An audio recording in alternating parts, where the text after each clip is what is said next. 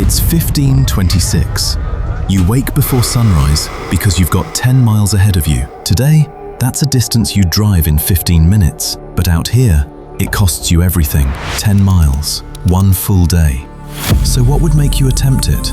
Nobody walks 10 miles just to stretch their legs. Out here in 15:26, every step has a cost. Maybe it's market day and you're hauling a basket of eggs or a bundle of flax because the manor expects your face in town once a week. Skip it and you risk a fine you can't afford. Sometimes a letter arrives with the Lord's seal, summoning you for corvée labor or to settle a dispute at court. Ignore that and the penalty doubles. Pilgrims walk these same roads, hoping a shrine or relic will bring luck or forgiveness. Each mile is a small piece of a larger promise. Even something as simple as helping a cousin with a wedding or carrying news to a neighboring village means hours lost from your own fields. Every journey is a bargain with time, daylight, and the work waiting back home. 10 miles isn't just a number. It's a day you can't get back. You count your steps, but out here, distance is measured in hours. On foot, you make maybe 2 or 3 miles each hour if the road is dry and your load is light. 10 miles means 6, maybe even 10 hours once you add the stops, the rough ground, and the weight digging into your shoulders. You feel every mile in your legs, each one slowly draining the daylight. The sun climbs, then crawls, and you start to wonder if you'll reach shelter before the sky turns red. A cart pulled by oxen rumbles past, moving even slower, barely a mile an hour. The driver looks just as worn as his animals, both of them locked into the same steady, grinding pace. If you had a horse, you might cover 3 miles an hour, but that's for the lucky or the well-off. For most people, it's your own feet against the clock. The numbers never lie. 10 miles on this road is a full day's work, and the shadows grow longer with every step you take. Your feet hit the ground, and every step tells you what kind of day it will be. If you're lucky, you find a stretch of old Roman stone, flat and solid, almost a relief after miles of slogging through dirt. But those stretches are rare, and they disappear before you can get used to them. Most of the road is packed earth, rutted by cart wheels and chewed up by hooves.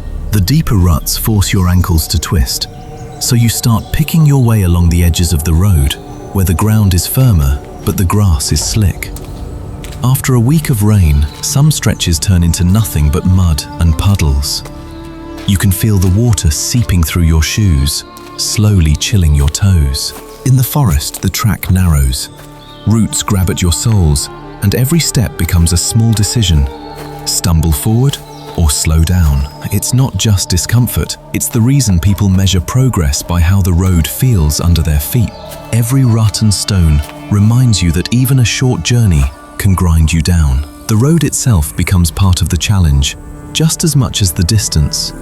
Out here, you can't just follow a sign or check a map. Every turn depends on what you remember, or what you can see. You look for the church spire, maybe St. Mary's, rising above the hedges a few miles away. That steeple is more than a building. It's a guidepost, a quiet promise that you're still on the right road. Then there is the river, curving behind the willows. You keep its bend in your mind, listening for the sound of water to tell you when to change direction. Sometimes a wayside cross or a crooked old oak tree is all you have to guide you. A local might pass with a nod and a quick bit of advice. Keep the spire to your left. And just like that, they're gone again, disappearing into the fields. But memory can play tricks, especially when the fog rolls in. One moment the path is clear, the next, the world turns grey and the spire fades into the mist. You strain to find the next landmark, heart beating a little faster, because missing just one turn could leave you wandering for hours. Directions come from stories, not signs.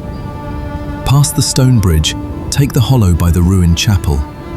Miss a cue like that, and you're not just lost, you're alone, with the daylight slowly slipping away. And it doesn't take much for everything to grind to a halt. One wheel hits a rut the wrong way, and suddenly a cart is stuck, axle deep in the mud, with nothing but fields and silence around it. Even if you're only walking, trouble nearby can stop you just the same. A cracked board, a loose iron rim, a broken axle. One record from a manor court tells of a farmer stranded 2 days from home, waiting for someone to fetch the village smith. Sometimes help arrives quickly, sometimes it doesn't. While you wait, you start counting the cost. Lost daylight, spoiled goods, a full day's labor slipping quietly out of reach. And somewhere in the back of your mind, another thought begins to creep in. Someone might be watching. Peddlers wrote about surrendering half their wares to highwaymen, just a few miles from safety. Out here, a simple breakdown can turn into a long, hungry night, and help is never guaranteed. The inn door swings open, and the smells hit first. Wood smoke, stewing barley, the faint tang of wet wool drying by the fire. You hand your name to the innkeeper, who scratches it into the guest ledger before showing you a corner and a pallet stuffed with straw. Shoes off, legs stretched out. You let the warmth soak in and your muscles finally unclench. Around the hearth, travelers trade news. Who lost a wheel on the old bridge? Which markets are flush with grain? Whose cousin brought word from the next village? If your cart broke, the innkeeper knows a smith and will send for him in the morning. Here, you are not just a stranger passing through. For a night, you are part of something bigger. A circle of tired souls sharing food, stories, and the quiet relief of having made it. 10 miles behind you, the world feels wider, and the road outside can wait for dawn. Step off the road, boots aching, and realize most people today cross 10 miles without a thought. But right now, your world still ends at the edge of their world.